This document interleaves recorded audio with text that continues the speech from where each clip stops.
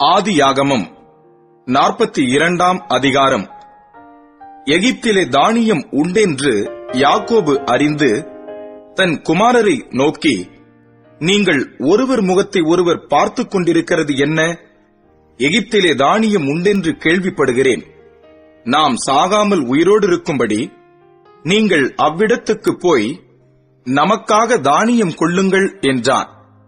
யோசேப்பின் சகோதரர் 10 பேர் தானியம் கொள்ள எகிப்துக்கு போனார்கள்.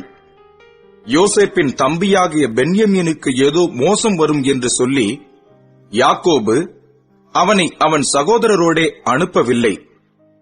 கானான் தேசத்திலே பஞ்சம் உண்டாயிருந்தபடியால் தானியம் கொள்ளப் போகிறவர்களுடனே கூட இஸ்ரவேலின் குமாரரும் போனார்கள்.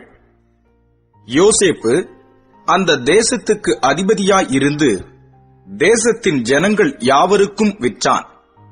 யோசேப்பின் சகோதரர் வந்து முகங்குப்புற தரையிலே விழுந்து அவனை வணங்கினார்கள். யோசேப்பு அவர்களை பார்த்து தன் சகோதரர் என்று அறிந்து கொண்டான். அறிந்தும் அறியாதவன் போல கடினமாய் அவர்களோடே பேசி, நீங்கள் எங்கே இருந்து வந்தீர்கள் என்று கேட்டான்.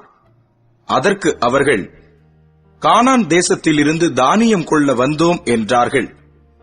யோசேப்பு அவர்களை தன் சகோதரர் என்று அறிந்தும் அவர்கள் அவனை அறியவில்லை.